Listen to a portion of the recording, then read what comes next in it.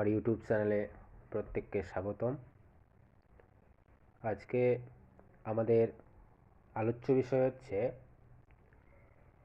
গৌড়বঙ্গ বিশ্ববিদ্যালয়ের যারা সেকেন্ড সেমিস্টারে এডুকেশন মেজর আছে তাদের উদ্দেশ্যে ভিডিওটি তৈরি করা হয়েছে। কারণ অনেকে আছো তোমরা যারা গোটা সেমিস্টার চলে যায় কিন্তু সিলেবাসটা ঠিকঠাক বুঝতে পারো না, তাই তোমাদের জন্য সিলেবাসটা নিয়ে আজকে আমি আলোচনা করব। সিলেবাসটা আমি এখানে বাংলায় ট্রান্সলেট করেছি খুব সুন্দর করে। এখান থেকে তোমরা ভালো করে দেখে নেবে, আশা করি তোমাদের কোনো সমস্যা হবে না। তোমরা দেখতেই পাচ্ছ উপরে লেখা আছে গৌড়বঙ্গ বিশ্ববিদ্যালয় এডুকেশন মেজর সেমিস্টার 2। আমাদের যে পেপারটা আছে সেই পেপারটার নাম আছে সোশিওলজিক্যাল ফাউন্ডেশন অফ এডুকেশন, অর্থাৎ শিক্ষার সমাজতাত্ত্বিক ভিত্তি। মডিউল 1-এ কী আছে? মডিউল 1 আছে শিক্ষার সমাজবিজ্ঞান। প্রথমে আছে শিক্ষার সমাজবিজ্ঞানের অর্থ, আর খ নম্বরে আছে শিক্ষা ও সমাজবিজ্ঞানের অর্থ। গ নম্বরে আছে শিক্ষা ও সমাজবিজ্ঞানের মধ্যে সম্পর্ক, আর ঘ নম্বরে আছে শিক্ষার সমাজতত্ত্বের নির্ধারক, বা অনেক সময় আমরা শিক্ষার যে সমাজতত্ত্ব ছিল সেই সমাজতত্ত্বের উপাদানগুলো বলতে পারি।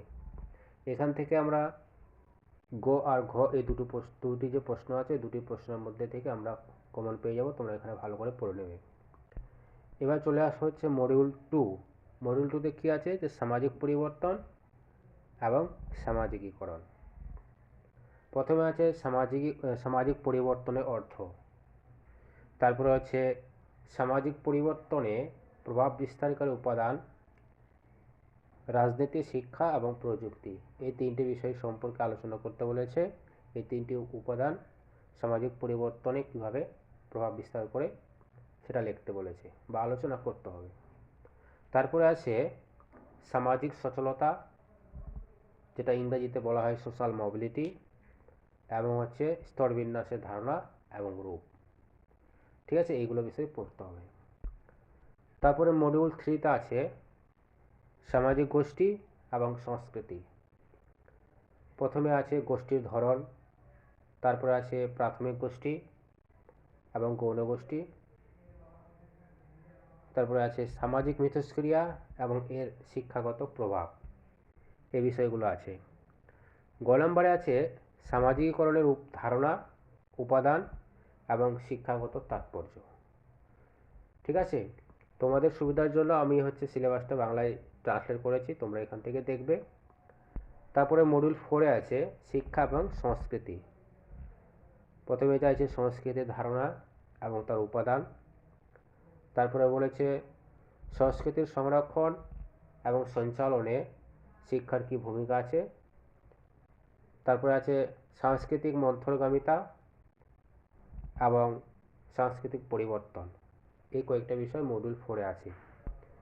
এবার মডিউল 5-এ আছে, যেটা লাস্ট মডিউল, বর্তমান ভারতের সাম্প্রতিক সমস্যা, অর্থাৎ বর্তমান ভারতে কী কী সাম্প্রতিক সমস্যা আমরা ফেস করছি তার উপর ভিত্তি করে এই মডিউলটা তৈরি করা হয়েছে। ক নম্বরে বলেছে কি? যে শিক্ষাগত সুযোগের সমতা। খ নম্বরে আছে সামাজিক সমস্যা সমাধানে শিক্ষার ভূমিকা। এই ভূমিকার মধ্যে আছে নিরক্ষরতা, পুষ্টি, স্যানিটেশন, কুসংস্কার এবং বাল্যবিবাহ ইত্যাদি। এই সমস্ত বিষয়গুলো আমাদের পড়তে হবে।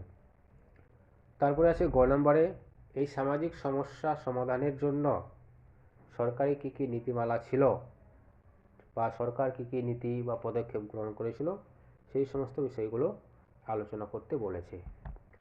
ঠিক আছে, আজকে এই পর্যন্ত। যদি ভিডিওটি ভালো লাগে প্রত্যেকে লাইক করবে, শেয়ার করবে এবং পাশে থাকা বেল আইকনটিকে ক্লিক করবে। ধন্যবাদ।